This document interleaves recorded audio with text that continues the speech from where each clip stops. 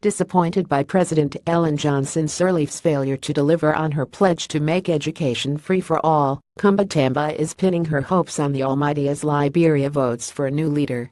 The West African nation, founded for freed American slaves almost 200 years ago, is holding presidential and legislative elections on Tuesday that mark the end of the 12-year tenure of Johnson Sirleaf, who's known as Ma Ellen, and whose 2005 victory made her Africa's first elected female president. Among the contenders to succeed her are the current vice president, Joseph Boakai, ex-FC Milan soccer star George Weah and Prince Yormi Johnson, a former warlord during the nation's 14-year civil war. Vice President Joseph Boakai: I'm praying to God to help us elect a good president so that this country becomes sweet like before, Tamba, a 34-year-old mother of four, said as she sat in front of her rickety house in the West Point slum in Liberia's capital, Monrovia. I voted for Ma Ellen in 2005 and 2011, hoping that we will get free education and low food prices. But that didn't happen. With 20 hopefuls in the first round, the vote will probably go to a runoff in November. As many as 986 candidates are vying for 73 seats in the House of Representatives.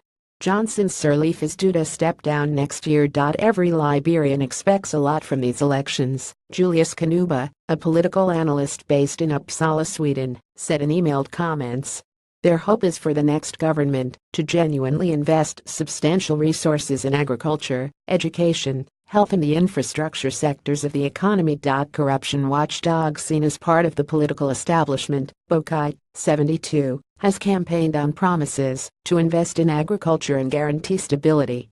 His main challenger, Weah, is especially popular among young people, but failed to win in two previous elections as a presidential candidate in 2005 and as the Coalition for Democratic Change's running mate for then-party leader Winston Tubman in 2011. Weah, 51, has pledged to create an anti-corruption court and a watchdog program to combat the widespread practice of bribery.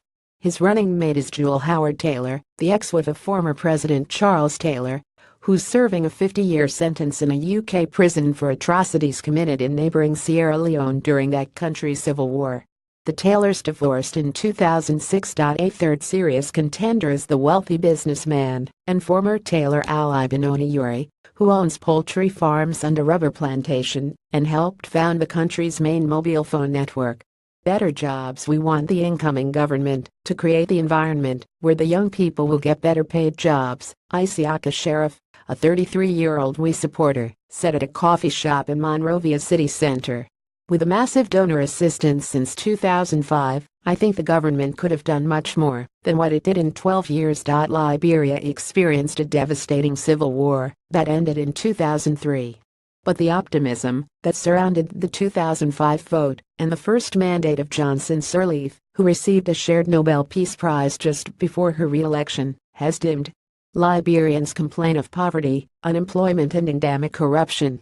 Remittances account for 31% of gross domestic product, the highest rate in Africa and one of the highest worldwide, according to World Bank data.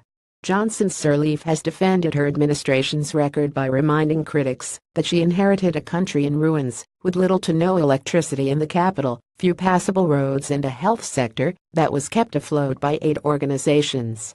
She managed to get $4.6 billion in debt relief and increased government revenue to about $600 million last year, from barely $80 million in 2006, by bringing in mining and palm oil companies and facilitating Chinese investment.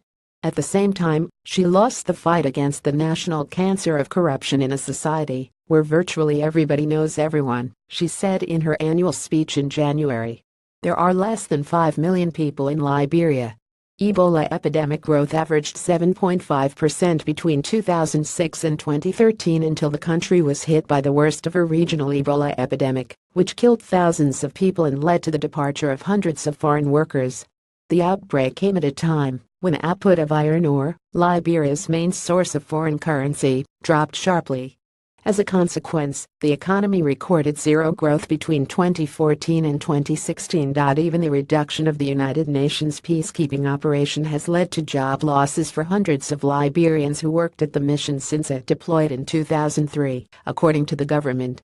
While the campaigns have been largely peaceful, the possibility of an electoral dispute or violence shouldn't be ruled out, Kanuba said. It seems that most parties would not likely or easily concede defeat, he said.